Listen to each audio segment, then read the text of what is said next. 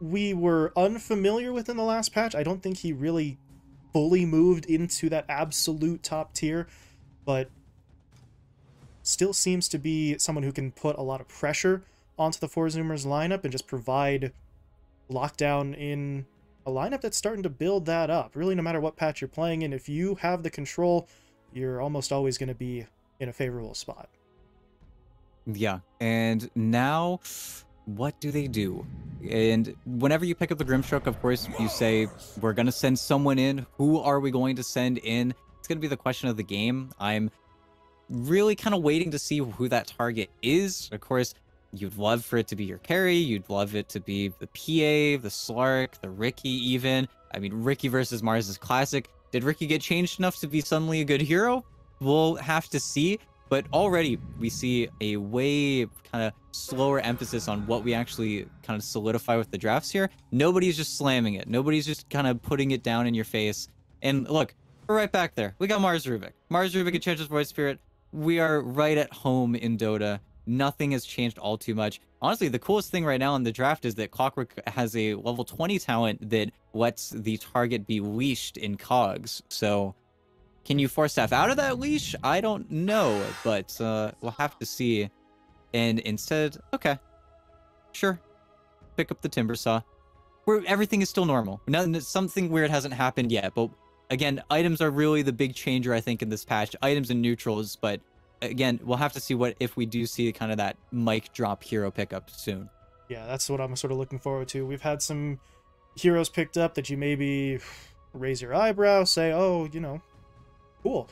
Nothing big just yet. Nothing sort of out of left field to this point in the draft, which, I mean, to be honest, as much as we're hyping it up, that really is not that surprising. We're on a new patch. It's a brave new world and all that good stuff, but game one of a best of two here is maybe not the point where you want to say, the hell with it, let's take a dice roll on something crazy. So maybe we see more of that from whatever team wins this going into game two, but for now, I think they're still trying to just look for what's tried and true, what's comfortable, and both sides now really taking aim at that carry pool as we move into the final phase of the bans. The Ursa taken out by Wildcard, PA banned out by Four Zoomer. So it always comes back down to this, right? You've got some incredible carry players on both teams. Really need to narrow that pool as much as you can.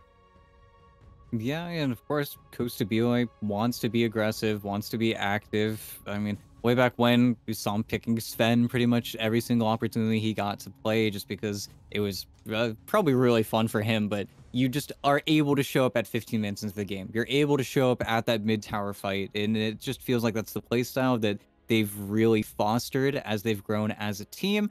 Whereas Wildcard, you got your front line, you've got your initiator, probably need a little bit more lockdown. They just need a really hard stun right now, I think, because they've got a lot of damage. Timbersaw and Puck are one of the best hero combos in the game just because one brings the pure, the other brings, well, everything else. And I think a carry to round that out would just be even nicer. See, yeah, more carry bans here. The Luna taken away, the Wraith King banned out, and you remove the Wraith King, you take the Monkey King. One king for another as Four Zoomers, I mean, still not really deviating massively. The Monkey King, a hero that we were sort of used to seeing in certain spots in the previous patch. So Four Zoomers don't want to rock the boat too significantly here. Yeah, and honestly, Luna ban makes a whole bunch of sense. Of course, you do not want to blame Timbersaw versus it. And I think that's where, okay, what do you do now? It's going to be interesting to see what they actually decide to go for, just because everything is a little bit kind of off-put. And how carries are going to play in this meta, of course, we talked about in heroes being changed up a little bit with how the items were changed around. Carries have also changed up drastically. There are a bunch of weapons that, and I say weapons, but items that you could very easily go for. Everything is giving you attack speed and attack damage now, so we could definitely see some kind of more interesting item builds from them as well. And the Juggernaut will be the last pick from the side of Wildcard, so, well, I still would not necessarily qualify that into the, what did you say, mic drop sort of section just yet, but the Jug did not get played, you know, every single game in the previous patch, so it's going to be interesting to see. Damage, a little bit of durability to work with as well, so yeah, I mean, as much as we wanted to hype it up and say, you know, somebody go for something crazy, that's not going to be the case. Both sides really just want to get their feet set, try and get this first win, and then maybe we'll see some experimentation afterwards, because as you mentioned, ET, this patch dropped about 25 minutes ago. Neither one of these two teams really had a lot of prep time for it.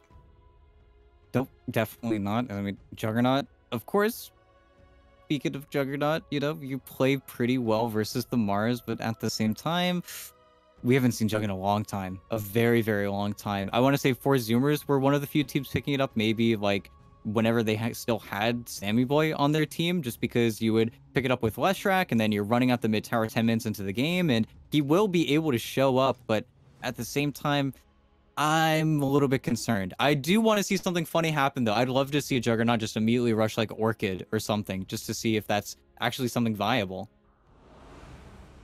We shall see. First match of the Pro Series to be played on the on the new patch. So just one moment there, as we are going to be loading it in. Game 1 of this 2-game series between the squads. No idea what's going to happen, to be perfectly honest. We mentioned that the draft really didn't look too crazy, but now that we're into the game itself, things get a little bit more weird. As I mentioned, there were changes to the jungle, there were changes to items, they moved the bounty spawns, we've got all sorts of funky stuff here. So just because these heroes are maybe not brand new ones doesn't necessarily mean that we're going to see the same style of play as we get an immediate fight. Both teams just want to go right at each other. Or maybe they don't. Once they realize it's a full 5v5, everyone's just going to back away. Yeah, a 4-man Grimstroke paintbrush will definitely do that to you. You're definitely going to want to back off after that. That's definitely a little scary. But at the same time, it's NA, right? We talk about when we have this tournament in the NA versus SA squads. NA doesn't like to use their early regen unless they know that a trade is going to be favorable. Usually they don't make it. They take their 2 bounty runes and then they go block. And it's as simple as that. Looks like that really is just going to be the case here. And your 4 Zoomers, is there a play to be made here? You see Moo and Z-Freak, they're kind of keeping an eye on it. Rubik hasn't skilled anything, but they're just going to run Esk off of the spawn. Okay, fair enough. 4 Zoomers able to snag an extra bounty rune. Yeah, and of course, the bounty runes, they have moved. They are in a slightly different spot, and they're pinging out where it was, but it's actually over in that bottom jungle for the Radiant team, and then the top jungle, it's no longer in the triangle. It's no longer right there. Farm your ancient creeps and then go check everything else out. It is, you have to make a little bit of an effort now, an extenuated effort to get those early bounties. Everything shifting up here, and for these two teams both playing their first games on the patch, maybe they were able to do a little bit of scouting potentially in the lobby of this match, but as we said during the draft, they did not get much more time than that. We really did just sort of roll them right in. So no mercy from the schedulers. We carry on, play the new patch, and see how it goes. So that, I don't know, we're already sort of maybe making a little bit of an excuse for these two teams. If they look like they might not 100% know what's going down, it's because they might actually not.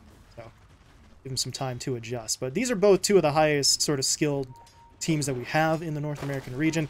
If it takes them any time at all to adjust, it's going to be a very short amount of time. And really, I don't even want to watch the early game. I want to see people hit creeps. I want to see what the creeps hit the heroes. I want to see if that's going to be a huge shift up.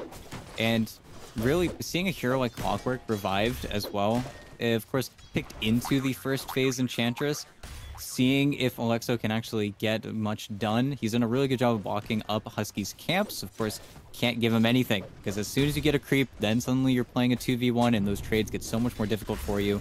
Husky as well, he's just right there. Doesn't want to let the Clockwork get too close, though, because this is going to happen. But with the Centaur, yeah, you want to back off a little bit. But I guess now that the bounty runes are there, it's going to be a battle for the 5 defending versus the 4. That's going to be the new, I guess, 3-minute rotation, as well as mid laners now not really able to make that trip anymore. Interesting. Yeah, just really changes the way that the laning stage might be played. I know so much of the attention was on the hero changes and the new items and the jungle, the creeps themselves being shifted up, but we got so used to, you know, your supports on this side of the map will make these rotations at this time that could shift pretty significantly, but still yet to be seen. 2.5 minutes in, so we haven't even really gotten to that point yet, but I am always interested to see how that changes, because that's the only thing that we really see deviate in the first 10 minutes or so is where those supports go to. Everyone else is just rightfully smacking on creeps, so it'll be interesting to see where and when these supports move. As you see, Alexo just gonna really block up the camp. He's not been spending a lot of time in the lane itself, really trying to prioritize getting Timber as much solo XP as possible. But yeah, but look at that. Now he's got the bounty rune. Exactly. It's honestly a small change, but a really big mix-up, because now will we see more emphasis on the 2-minute water runes? Will we see a heavy emphasis on the 4-minute water runes? How much really can you fit in your bottle now, because you don't have that extra 3-minute bounty rune to count on if you are getting shoved away? It's, again, a small change-up, but it ends up affecting really the entire map. And of course, this is a boring mid lane. I want to say that this is more or less even, if not slightly favored towards Esk, but Gunnar, fantastic laner. He's going to make it look even no matter what. But once we see maybe some larger disparities in the matchups, that small change could very well change one matchup that's like a 60-40 into an 80-20. And now much more emphasis needs to come down onto those runes that actually spawn in the river, because as you said, bounty rune's not there for the easy fill. We may need to see more rotations from the supports just for the sort of TP bottle refill even, if it does get into desperation scenarios for these mid laners. So many things to potentially change here as Esk. Yeah, you don't want to be on that side of the river for long. Husky was coming in, Mud Golem stun had already been used, but that extra damage would have been a problem. Speaking of problems, up top, well, the tried and true. The Mars Rubik combo goes to work. They get the telekinesis into the spear stun, and, well, not a whole lot Yamsun can do about that one. Sammy Boyd wasn't really in a position to protect him. Yeah, and it's unfortunately just so that it's a really strong combo, but if you're the one getting gone on, it's not that strong. What? You're just going to end up eating all that damage. Yeah. Oh, Timber chain canceled. Body blocks coming in from the Mud Golem. He's got a chain to the right instead.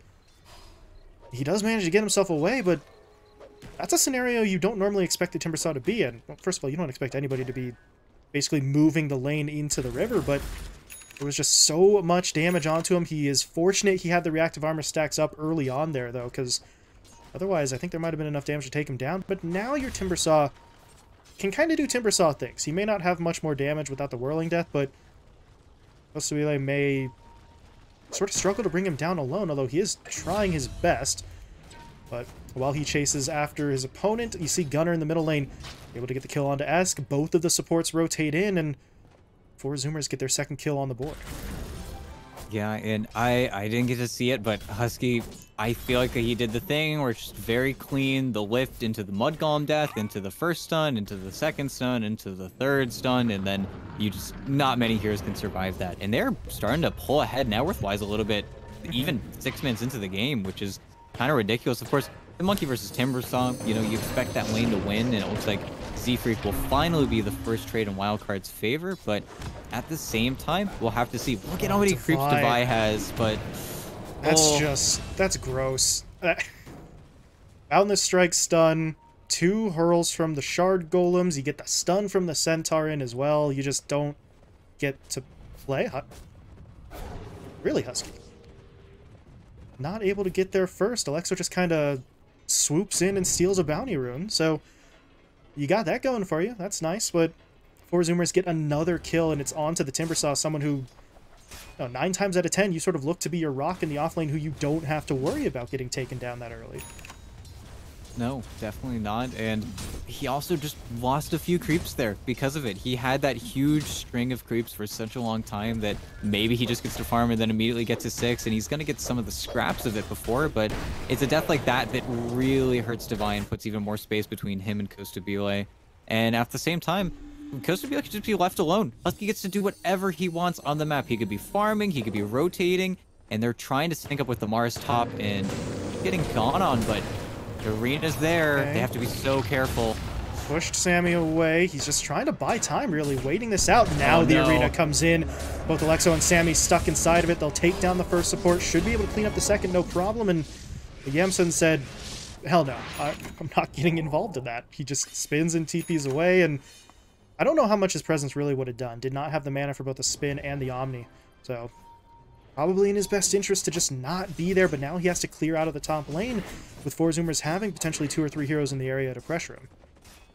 No, it's definitely just not something he can handle. And then he's going for Diffusal first, I want to say, which is very interesting. Of course, if he was Ursa, that would make maybe a little bit more sense. But unless it got drastically changed, I mean, I'm double checking myself right now. I feel like that's still not the best item, especially on Jug. But looking at it, is he actually going to be able to get away? He's healing up now with the salve. Alexo's the one to get taken down, and Esk, he had to wait. He had no spells.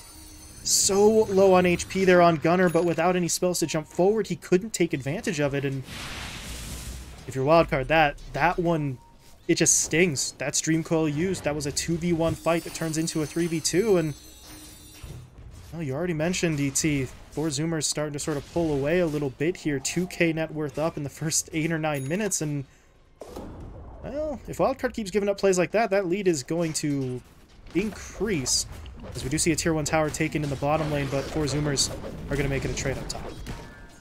And I did double check on the Jug's item build, so Diffusal Blade, of course, it being Diffusal Blade, same active, same kind of usage as before, but just a whole bunch cheaper. It's almost the kind of a poor man's Yasha at this point, and look at him, he's getting beat up by the pine cones. Oh my goodness.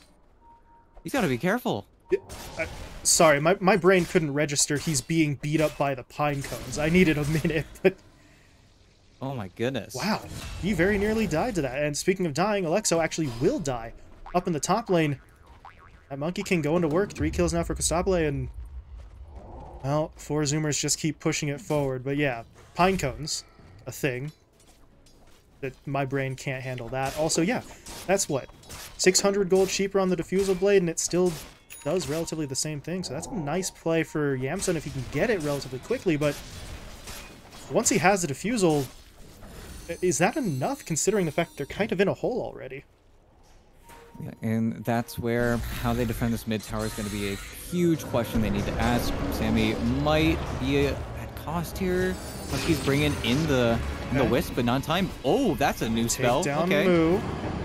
And it looks like Sammy is still going to fall. Yeah, that is not... it can push now. Wildwing Ripper... ugh. Whole new world, ET. 731. 731, baby. Sorry, folks. I mean, we read what we could of the patch notes, but it was a long list, and we had about 5 minutes. But yeah, Wildwing Ripper can now push with the Tornado. At the same time, though, we'll be damned if Monkey King isn't getting an Echo Saber and Puck isn't getting a Witchblade. some things. But honestly, that's where I think 4 Zoomers, of course, they're going to try and take this mid tower as fast as they can, but Vi, he really needs to do a good job here. He needs to be very careful, can't give up any deaths. He's working towards a Yules himself. We'll have to see. Again, they're the perfect combo. If the Puck and the Timber can get with each other at full HP, maybe Sammy Boy's level 6 at that point, throw in a Soulbind, that would be the best case scenario. And I guess that's a large camp creep now. Pine cone. It looks so goofy. I'm sorry. Look at this thing. Actually, you can't even really look at it because something's wrong with its portrait. Whatever. New patch. What can you do? But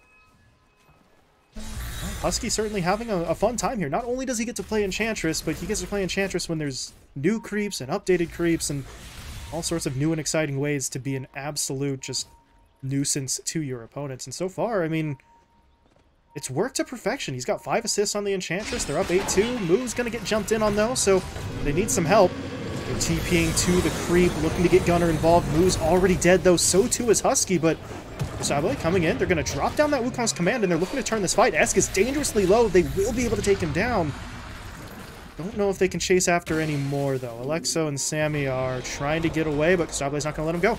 Pushing forward, Echo Saber hits coming through. Does he have the Boundless? Not for another 12 seconds, but I think with the right clicks, and the lockdown from Gunner, they should be able to get it, but Jinx will stun, holds them back just for a moment. They won't actually get this kill. And now look at Alexo. He actually goes in. He wants to start this fight. The Omni Slash is gonna jump to Gunner, so they can't actually get that kill. Sammy's the one to die, and I like the idea. It's just unfortunate. The Omni Slash bounces really just sort of backfire, and they can't get anything that they wanted out of that. Oh, yeah, the mischief.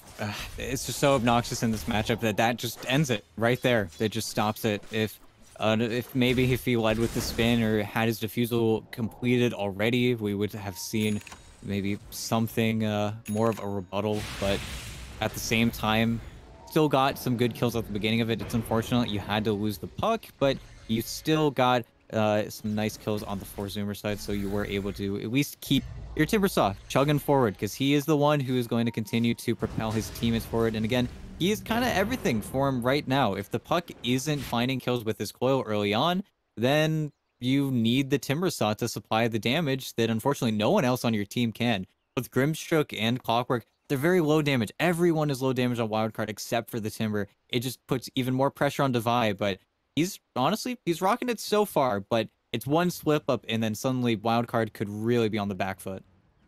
Yeah, he's doing okay to this point, but if you fall any further behind, that's not really going to be the case much longer. You take a look at his net worth, he's on the lower end among those core heroes. The only hero who's actually ahead of is his own Juggernaut, so that's, well, it's not a good sign, and that's maybe putting it a little bit mildly, but the Jug still just kind of chugging along here, so may need to see some patience out of Wildcard, although we said something similar the last time around in that previous series with the PA pick, and the Phantom Assassin didn't really get herself up to the level that she needed to be at, so can Wildcard pull off something a little bit different? Feels like the Juggernaut is going to be maybe a bit more durable in some of these fights compared to that PA, so Yamsun will at least have that going for him, but it's a question of how fast can he build and how much assistance will he be able to get from the other cores once he reaches that point.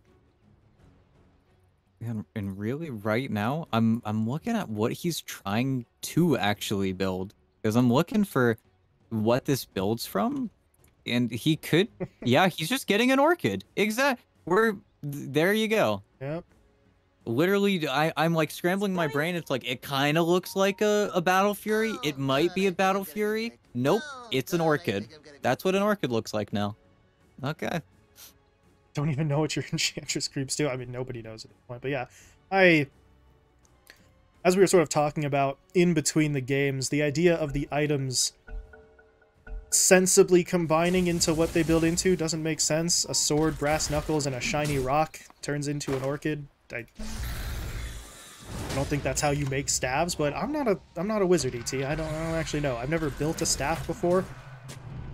In real life, certainly have in Dota. Hasn't helped me, but it's all thrown out the window, right? We can have whatever builds we want. Reality can be whatever we want it to be, and Yamsun says, I'm getting an Orchid. Can't stop me.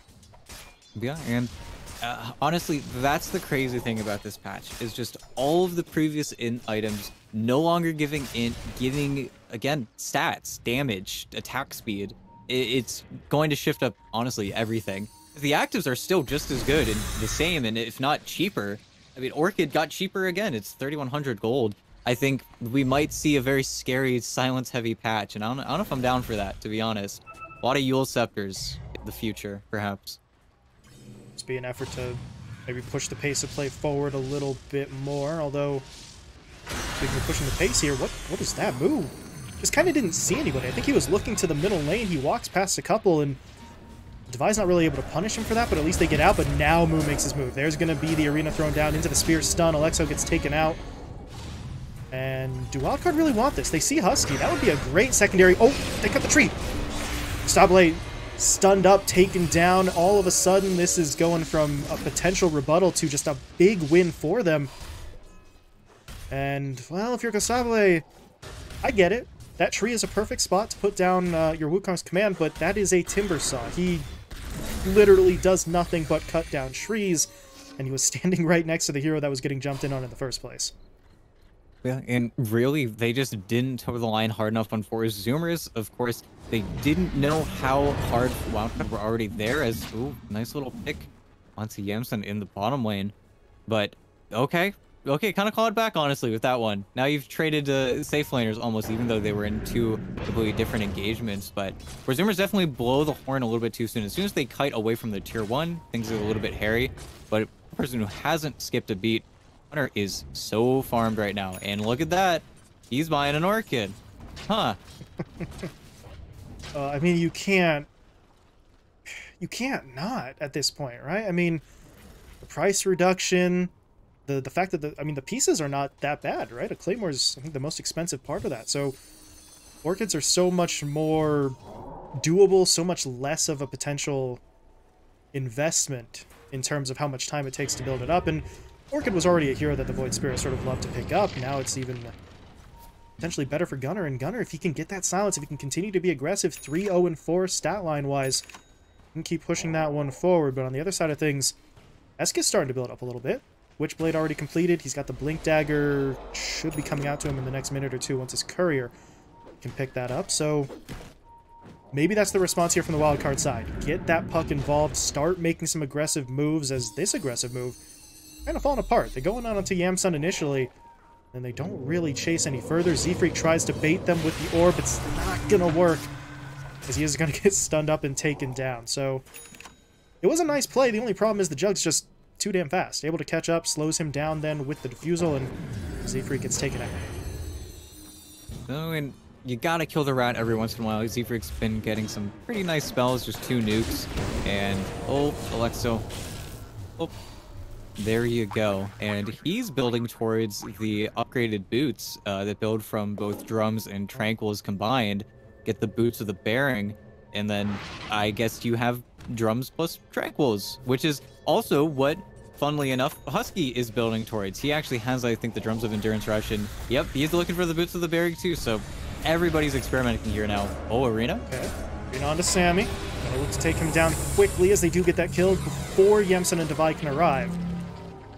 And at that point, they really can't do much more. But yeah, that is going to be interesting. 2 heroes going after those new boots. The charges, I think it was 1 every 3 minutes. Was what the tooltip said, if I was reading it correctly. So that has always been kind of an issue with the drums. Once you're out of charges, you're just kind of sad, but now you get a little bit more. You can sort of free up a slot with Trank Boots being combined. We'll see just how effective it actually is, though. But I think Husky, between those boots and his creeps, is going to just be handing over auras over and over again as the fight will break out. Sableye, he threw down the Wukong's command. They're trying to get onto him. It's a nice bit of damage onto that Monkey King, and they're actually going to take him down. Sableye will fall. Now the Omni Slash will come through, hitting up Husky, as they'll take him down as well. But Gunnar was able to get in there, finish off the kill onto the Juggernaut. So that's a lot of the damage gone. But look at Devi trying to step up, taking down Z-Freak. He's going to try and track down Moo as well. But back in the river, Gunnar has to sidestep that stun from Sam. Gonna be able to do so, but can he actually get the kill? Yes, he can.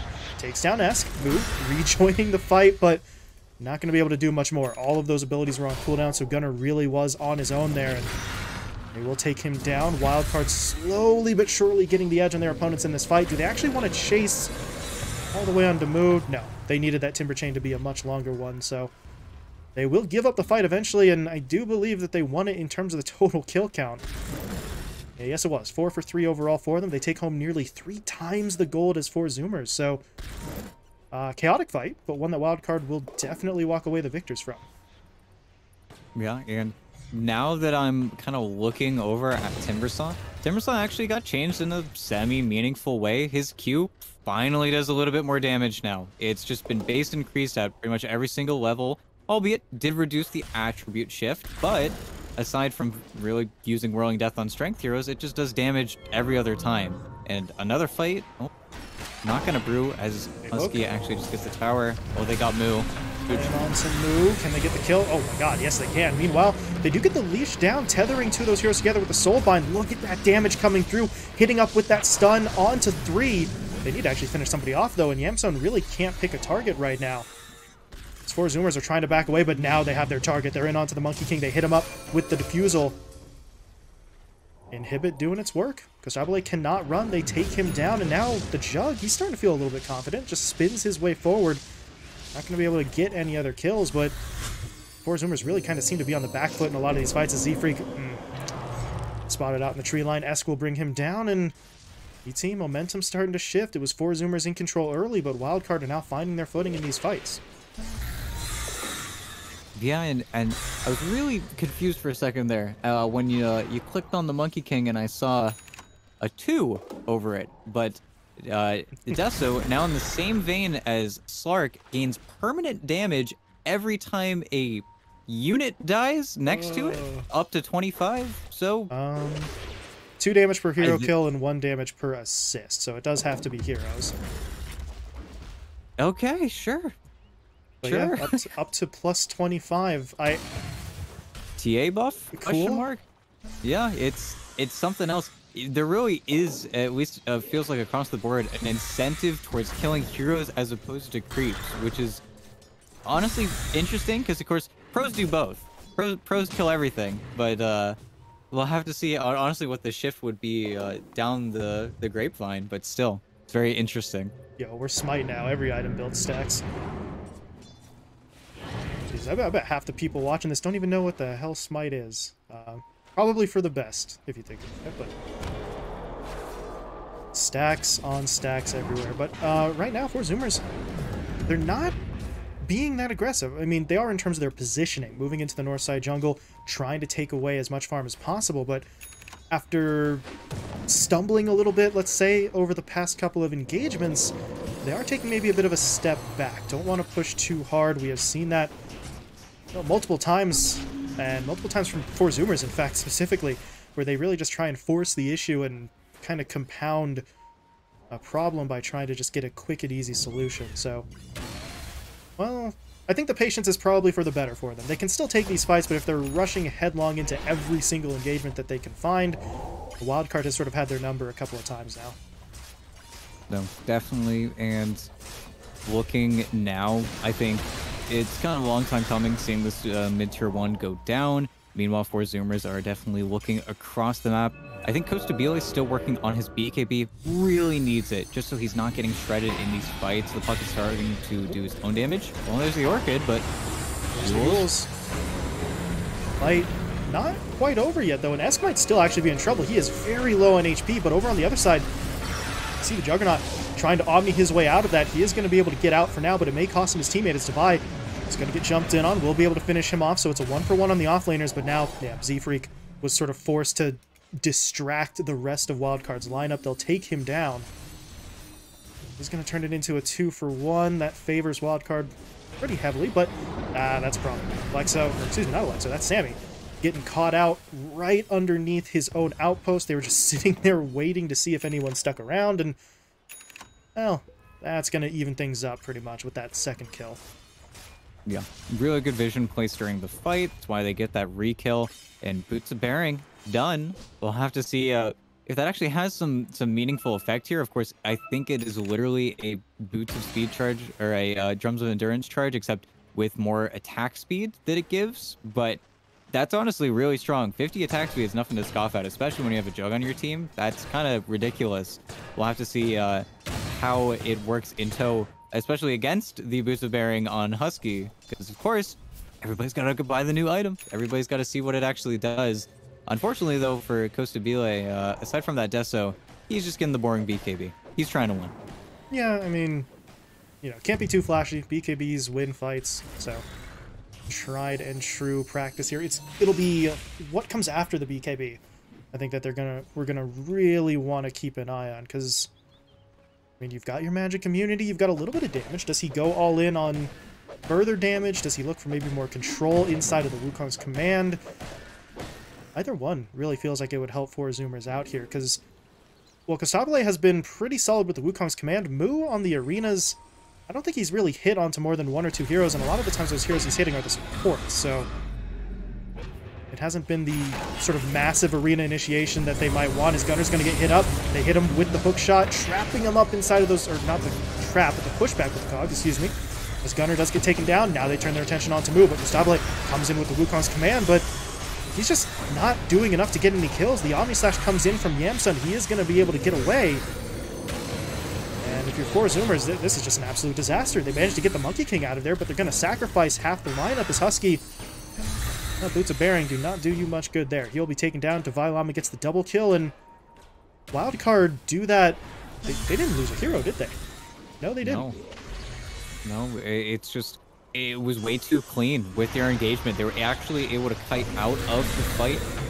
To be like, no, this is monkey. disastrous. That's after all they had to sacrifice to get him out the first time, it's caught out again. And Z-Freak, I mean, there's nothing he can do there. He was not going to be able to save his buddy. And now Wildcard, they're feeling pretty good. They're eyeing up the Roche pit, and with the Monkey King dead for 45 and with no buyback available, they can just take this.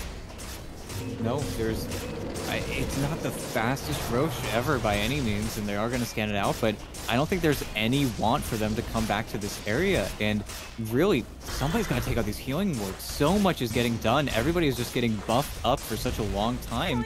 And I guess it's got to be Husky or Z-Freak. They just need to go in and kind of take it out. I think they were both caught by the coil in the previous fight, so there wasn't really a great opportunity. But without that, they're just tanking through the Monkey King ring. And Divide was actually able to start the fight with stacks, which was incredibly important. It's why he got shredded in the previous engagement, was just because he was the first engagement. He was the first one to fight anyone, and he died for it. But because he gets to start the fight almost half a step later, he gets to have 13, 14 reactive armor stacks, and then suddenly he is just walking through without a care in the world. Yeah, he talks about the importance of his damage, but if he can be that sort of frontline tank as well, then it just becomes even more dangerous as the fight will break out. The Jug is trying to push his way forward, whereas the rest of the team, they were trying to focus down Gunnar, and unfortunately they're not really going to get either half of that. And now Yamsun, he's going to be in trouble. Kasable jumps in onto him. They need to be able to get him away, but Gunnar jumps in, able to burn through that Aegis. But now, how do they set up to defend his second life? Mu comes in, drops the arena down. The Wukong command is already there, and they're just going to sort of clean up. Alexo gets taken down. Yamsun in trouble as well. Sammy Boy now on the run, but they've got the angle to cut him off.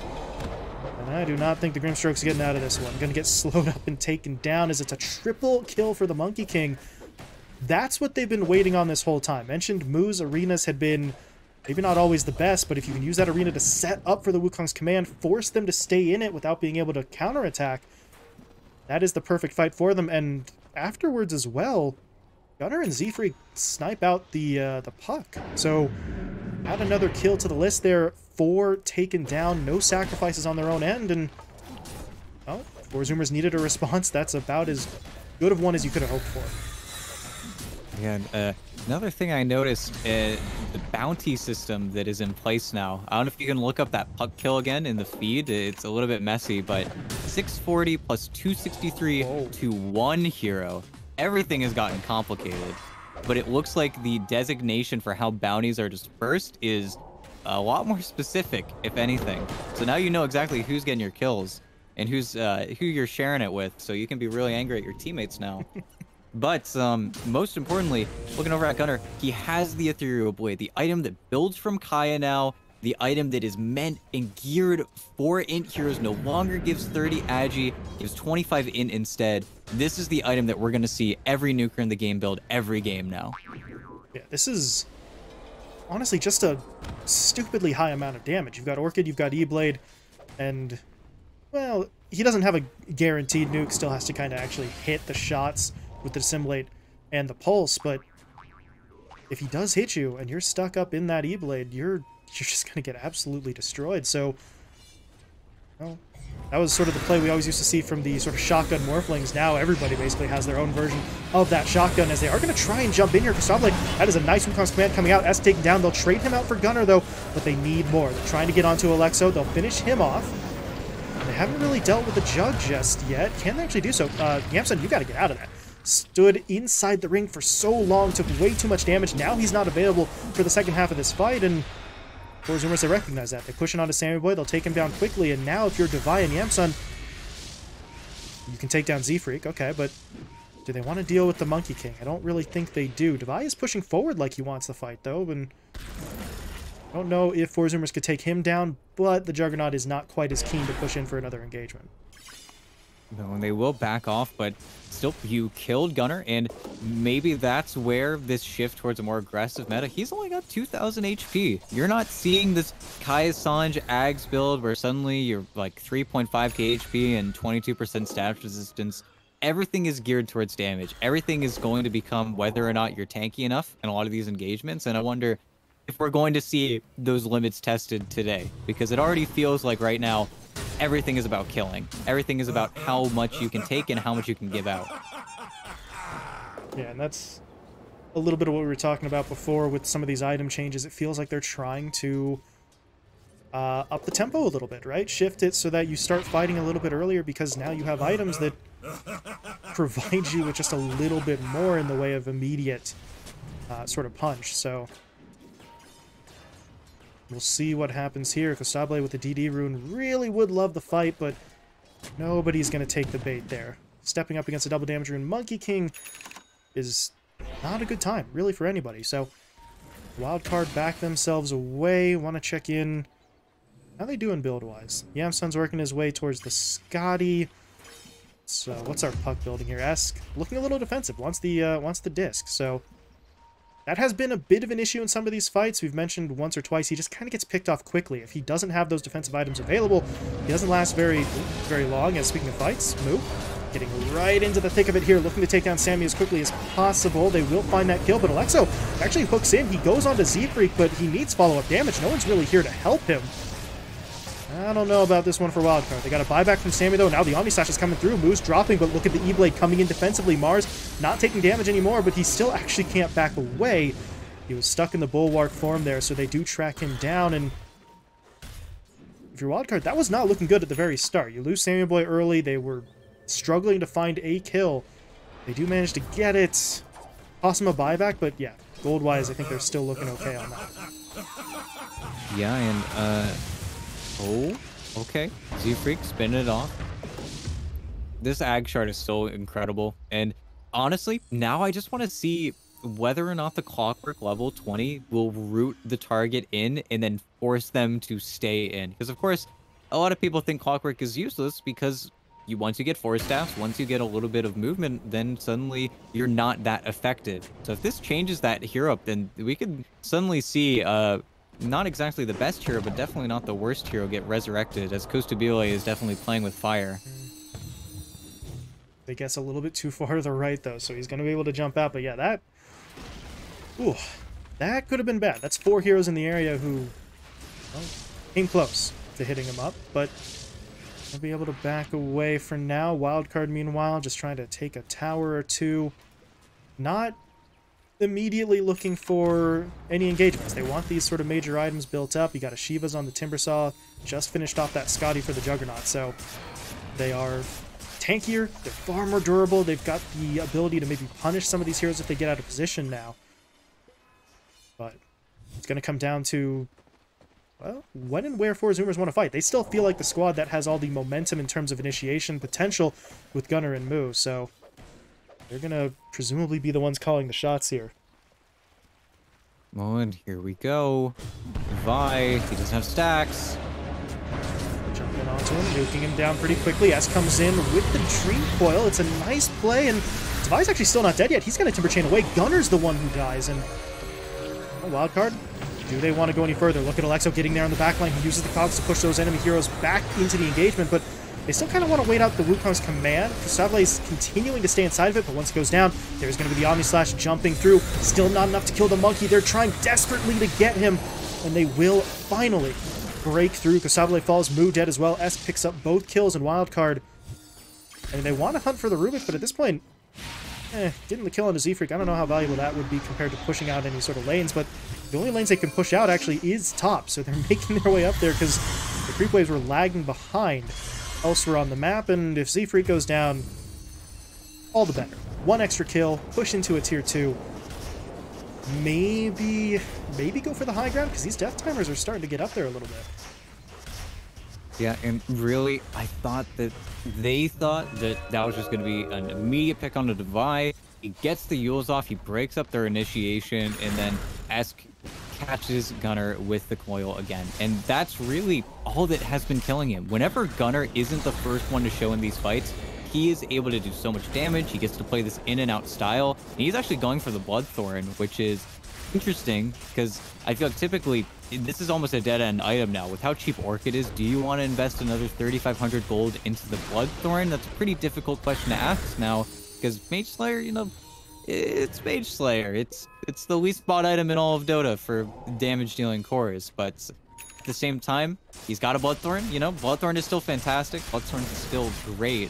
He's actually got the brooch queued up that builds off of the Witchblade, which we'll see if he's actually able to get it. That could be interesting. But now I'm wondering if we're almost getting bordering on lunacy here for Gunnar, because there is no defensive item. There is nothing to keep him safe, and I think he's definitely getting punished for it a little bit. Yeah, I mean, there's new items in the game. So many items have been changed. That's all great. But there's still this super cool thing in the game. It's called a BKB. Really cool and useful, but he wants the offensive firepower, and it could work out for him. Meanwhile, teamfight breaking out. They're going to jump onto Devi again. Last time around, they couldn't get the kill. We'll see if they can do it this time. Yes, they can. Gunnar, with that Bloodthorn, able to finish off the kill. So Devi's been taken down, and now without that front line, do Wildcard really want to keep this engagement going? Yes, they do, because they've got... What the hell? They've got the buyback. Alexo, he hook shot in, but the hook pulled him into the Remnant, so he was taunted and couldn't actually complete the push, but that doesn't actually matter. Juggernaut goes in with the Omni Slash. They'll take down Gunnar and Husky. They still win the fight. I don't think I have ever seen that particular interaction before. That was very strange, but the good news for Alexo is that it doesn't cost his teammates anything. They were still able to take the engagement. And now, with Devi Lama's buyback, he's right there on the front line. They could look to do something. They're eyeing up the pit. Still 30 seconds out, but they should have control of the area for the foreseeable future. No, it's looking big. And of course, with the tier 3 tower dead, they can make their way onto the racks. But again, Gunnar gets coiled, he dies. Plain and simple, it's just too much. And they've got a hybrid source of damage on Wildcard. They've got all 3 types. If he Ghost Scepters himself, then he gets nuked on by the puck. If he doesn't, then he gets killed by the Juggernaut. It's just no good situation. And I like that he's going for the Aeon Disc now, just so he can snap the coil, walk out, have that status resistance, but at the same time, it's still not the perfect solution for him, and might open him up to actually getting killed by the Grimstroke ulti, but we'll have to see. But this is going to be a free Aegis, and one that they might try to contest, but this is scary. Costabila's got to be so cautious here. Off the BKB early, looking for the quick pick onto Alexo. They will be able to get it. Buys back immediately, though, on the clockwork, so he'll be looking to rejoin. Devi, though, onto the back line, looking to take care of Husky. They want this Enchantress out of the fight, but they also have Kostabile pretty damn low HP-wise. Alexo's going to hook shot back in for the stun, and they will take the Monkey King down, just splitting that lineup from 4 Zoomers so incredibly well. And now at this point, Zoomers, they just have to back off. I don't think they can really afford to be here any longer with the Monkey King dead, but Devi doesn't want to let them go. Slowing up Husky with the Chakra, looking for the kill. A little bit more damage to get it. We'll be able to find that pickoff. Meanwhile, the rest of the team, they went back into the pit. Yeah, and without having any towers near the pit or the outpost, it's not able to be defended. So it's an Aegis, more time, more space given over. Last Aegis didn't turn up so well for Wildcard, but we are finally seeing Yamsun starting to do way more damage, and with the Silver Edge pickup, suddenly everything looks scary for Kostabile. Every fight that he gets kind of stuck in is going to be a very scary engagement. And Jetpack on Clockwork. Okay, here we go. Exo's got even more to work with. Got to avoid that Remnant play, as I sort of mentioned in one of the previous fights, but as long as he does that, he should have a clear shot in as... Move. Get himself jumped in on. Blue Scepter throws him up in the air. South actually just blocked back. Move goes for the arena into the Spear Stun, but there's just not a lot of follow-up damage right now. They will bring the Monkey King over. Is that going to be enough? It looks like it will be. Devi just getting silenced up. That Bloodthorn starting to do a little bit of work, but now they want more. Move, blinking forward, going to be able to get off the Inkswell stun onto Alexo. He didn't hit the Jug, though, as the Omni Slash came out first, so now Yamsun, he's free to dish out the damage. They'll take down Mu eventually, maybe not as quickly as they would have wanted, and the Jug, HP-wise, he's got to be a little bit careful, but he's trying to go on all in onto Gunnar. They blow him up. S gets the kill. And the Jug, he'll lose his first life, but that's what the Aegis is there for. Able to get himself back up, and doesn't look like there's going to be another round of fighting, but if you're Wildcard, I don't know. I mean, you get 2 kills. The buyback from Kostabile is actually going to be probably the biggest aspect of that one, but you do still lose quite a few heroes on the back line. You've now lost your Aegis, and you didn't quite get that second push into any other lane of racks that you wanted. No, it's messy trades all across the board, but at the same time, we're still here. We're still having a good time.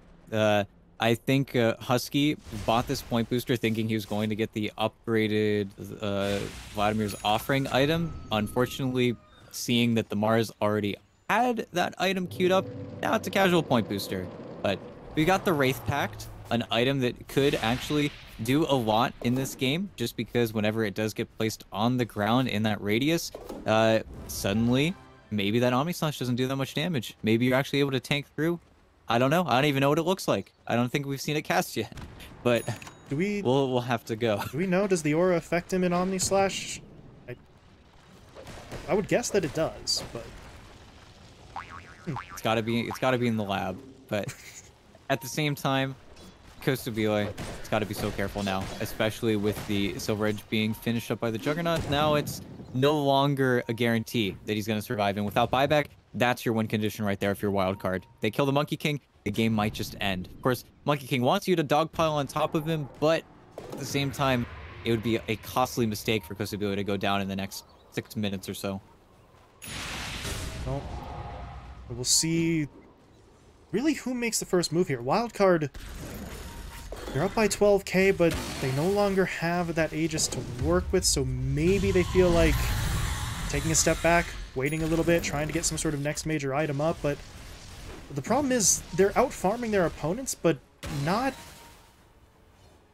massively, I would say. Gunnar just picked up his Aeon Disc, so he's going to be a little bit more durable, so you do still have to be careful. Kostabile, yeah, he got his Nullifier finished off there as well in the last minute or two, so for Zoomers, they're looking to make the play themselves. 5-man smoke. Question is, how do they approach this fight? Alexo's in the perfect position to break this up. Yep. It's unfortunate. Husky just sort of pops the smoke. They did scan, though, so they know they're here, and yep, there's the fight. They're going to go in, getting the Soulbind down first. Husky taken out right away. Sammy will be traded out. Both supports immediately buying back as Alexo went in onto the back line. They're trying to keep Z-Freak out of this fight, make sure he can't steal anything big, but the damage is already being done on the front line. Devi has to Timber Chain himself away, but Moo blinks after him for the kill. It's a double for the Mars, but now they need to deal with Yamsun, and Moo's not really in a position to do so. He's just going to get hacked away at. They will be able to finish him off. Esk, though, in some trouble potentially. No, he's going to be just fine. It's Z-Freak who actually has to wait for the blink to get himself out of here as this fight just carries on. They're really committing for this one as Yamsun is right in the middle of that fight, trying to back himself away. He is going to be able to get out with the spin for now. The question is, do 4 Zoomers really want to keep on chasing him? Got the Astral Step up in about 1 second, but first they're going to get in onto Sammy Boy, hitting that Grimstroke, taking him down for the second time in the fight. And I think, ET, that's finally going to be the fight coming to an end. Wildcard really can't afford to go any further. Yeah, and it's there, finally. No coil landing onto Gunnar. Gunnar gets to do everything in the fight. He gets to get in, get out, gets to come back a third time. He just was absolutely dominating during that engagement, and unfortunately, because of how scared Esk was of getting anywhere close to really the Rubik, just the threat of being lifted into a Boundless Strike was too much for him to find anything. He also just took so much damage being behind all of these heroes in the arena that he had to play pretty much defensively the entire time, worrying about his own safety as opposed to actually helping anyone do the damage. And again, until Yamsun is 6-slotted, a lot of that damage is coming from your Timber Saw. And even though he's got so many items, fortunately, just picked up the Aghanim Scepter so he can be a little bit less committal with his ultimate usage, you still need the Timber Saw to finish these kills. It's the problem with Puck. It's a low damage hero unless you're 6-slotted yourself. And if Devi goes down again, as 4 Zoomers have been targeting him, it's just going to be horrible. And both miss. Hurts you in your soul. They whiff on both the hook and the Dream Coil, and now Devi's in trouble. He's got to pop the BKB, but he's now stuck. No, he's not. He's got the BKB active, so we can just Timber Chain away, but 4 Zoomers, do they chase? No, they do not, at least for now, but if you're Wildcard, that is just so rough. And actually, Devi's going to get hit up a second time here. They've got the silence down onto him now. Moo holding that spear for as long as he can. They will jump in. They get that kill. Now they want more, but here comes Yamsun jumping in with the Swift Slash.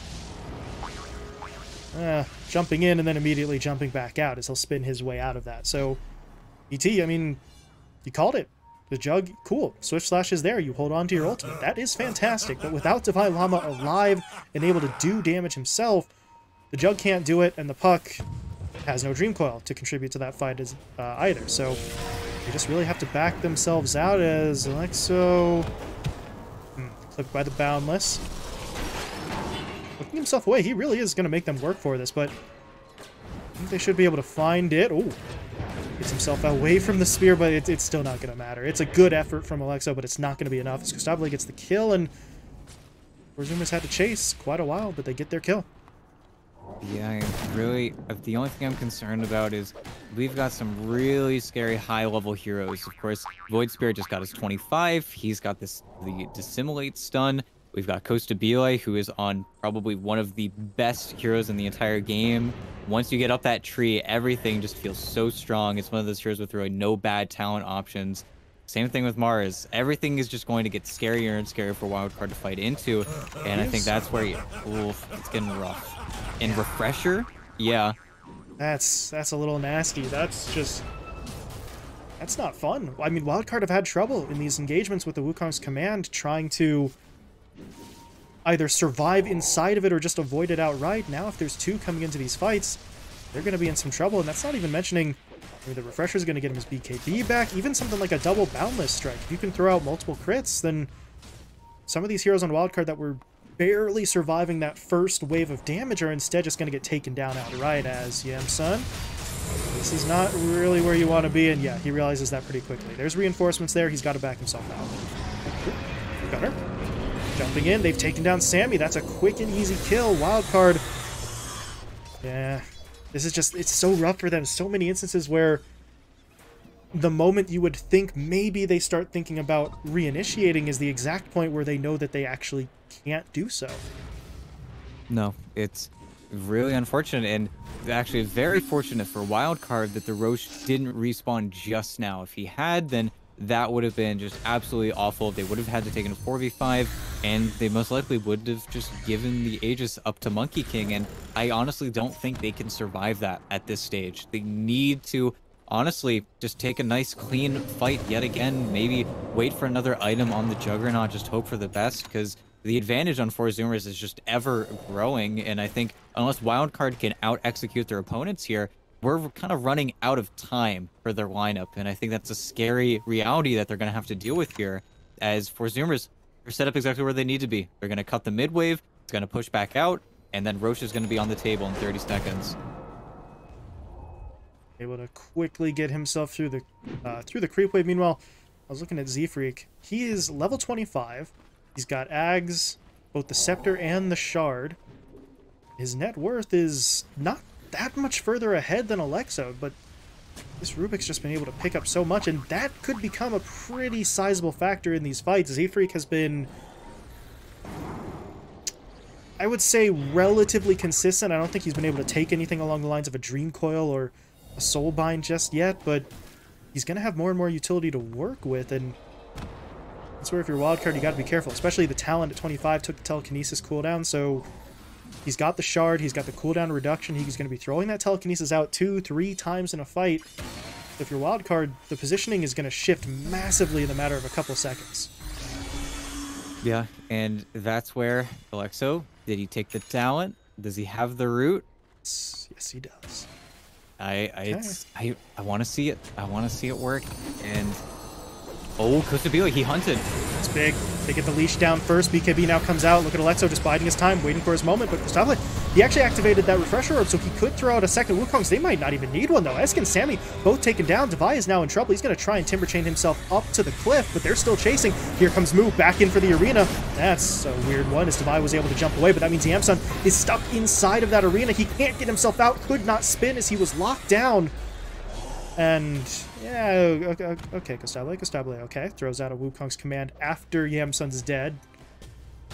Better safe than sorry, I guess, but that was not quite necessary. But if you're 4 Zoomers, who cares? You took that fight, you take it convincingly. Now Roshan's back up. Aegis Cheese and an Aghanim's Blessing, although Moo still needs one. Moo and Husky are both without their Ags upgrade. I don't really know how much they care about those Ags upgrades, though, but can at least give it over to one of them, as Alexo, he's trying to get into position here to maybe steal this one, but oh, okay, he's in. It's a little bit early, though. He'll immediately back up, but he's got the overclock, but the second he tries to get away, Costabile hits him up just a little bit too early as he misses his timing, and now Wildcard need to make sure they don't lose anything more. Devi Llama's dealing with Gunnar in a 1v1, but it's not going to be 1v1 for long. And you see Z-Freak coming in. Devi has to pop the BKB. At least going to be enough to get him away, but while all of those shenanigans were going down, the Monkey King just finished off Roshan. Yeah, as simple as that. And Kusabile. Oh, he didn't actually have his eggs. Oops. Yeah, I think he's the one who claims it. It's not... It was good.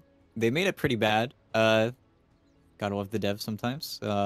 But now it's like whatever. I think if Gunnar already had his, then the rest of his team, it really is in kind of luxury. But I guess they don't have it. Okay. Right.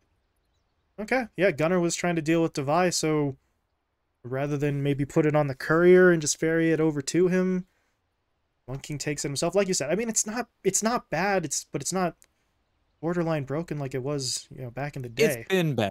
It's been better for sure. But at the same time, I think 4 Zoomers are looking to close it out. And with such a high level Monkey King, unfortunately, the reality is once they get on top of your tier 3 tower, then they use the Wukong's command, and then your melee Rex is dead. That's how this push is going to go. Even though they don't have an AC, I don't believe, or anything in the works. They just push that simply fast, and they don't want to use any of these buybacks.